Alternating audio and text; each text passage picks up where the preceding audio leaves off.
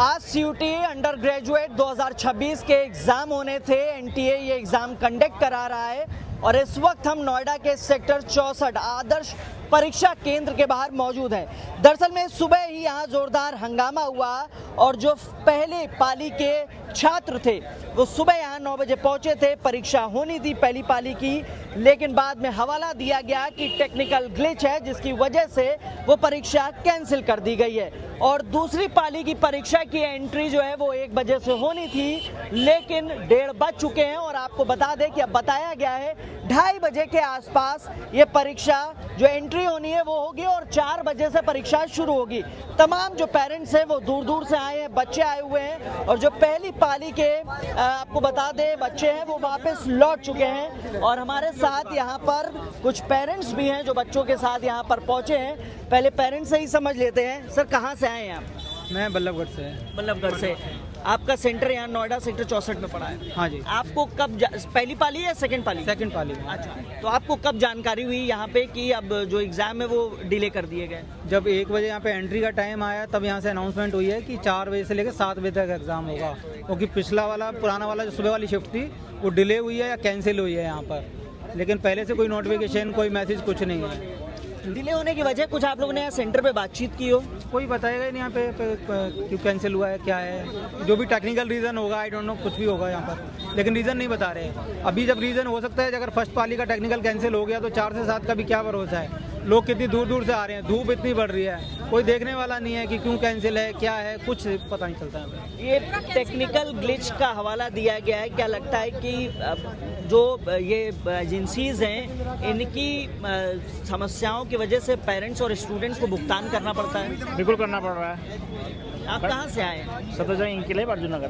अच्छा, दिल्ली। मैम आप कहाँ से आए? मैं सफदरजंग इंक्लेव अर्जुन नगर से आया। इन्होंने कोई भी नोटिफिकेशन नहीं दिया। एट ए टाइम हमें पता चल रहा है कि जो हमारा 1 बजे का टाइमिंग था अब 2:30 इन्होंने एंट्री किया है। ना कोई भी बताया है कि मतलब ऐसा क्यों हुआ है, कोई भी इन्फॉर्मेशन नहीं है। अब आप ये सोचिए ना कि हम लोग पेरेंट्स कहाँ कितनी दूर दूर से आए हैं और यहाँ पे बच्चा भी परेशान हो रहा है, एग्जाम का प्रेशर, देन उन्होंने टाइम भी बढ़ा दिया है। तो कुछ तो करना चाहिए ना। नीट से भी इन लोगों ने कोई सबक नहीं सीखा। अब ये बताइए ना अब क्या करें, आम जनता तो परेशान हो रही है। तो वही है ना कि मतलब इन लोगों को हर टाइम अपना पर्टिकुलर करना चाहिए।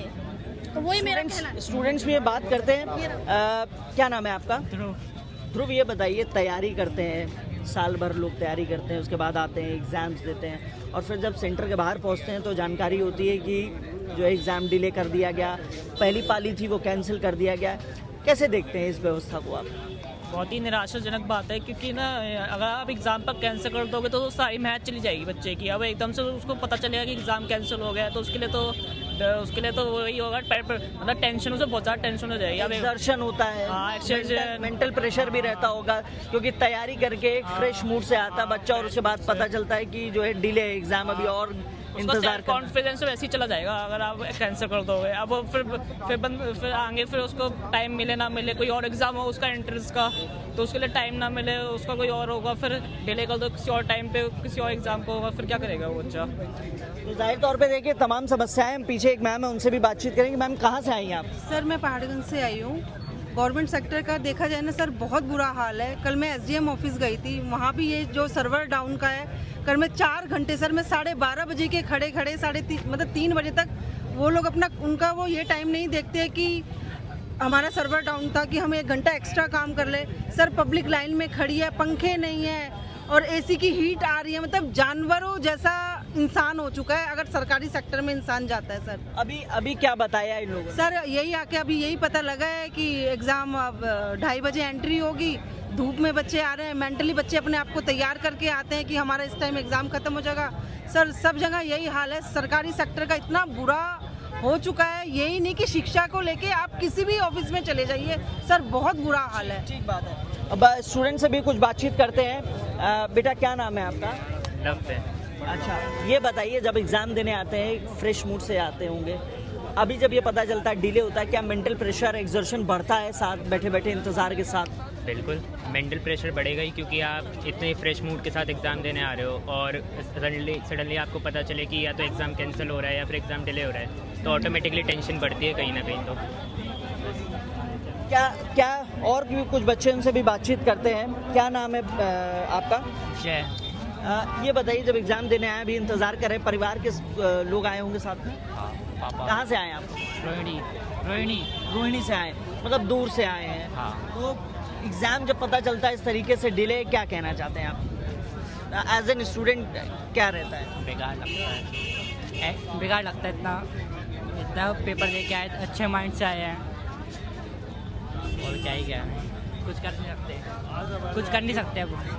तो देखिए, जाहिर तौर पे ये तमाम पेरेंट्स हैं और इसके अलावा आपको बता दें कि ये जो स्टूडेंट्स हैं इनका कहना है कि सेल्फ कॉन्फिडेंस जो है वो गिरता है। और साथ ही आपको बता दें कि चूंकि तपती धूप है, 40 डिग्री टेम्परेचर है और ऐसे में जो बच्चे हैं वो इंतज़ार कर रहे हैं बाहर। उनका कहना है कि सरकार को व्यवस्था दुरुस्त करने की ज़रूरत है। कैमरामैन मुनमुन के साथ हिमांशु शुक्ला, न्यूज़ 18 नोएडा।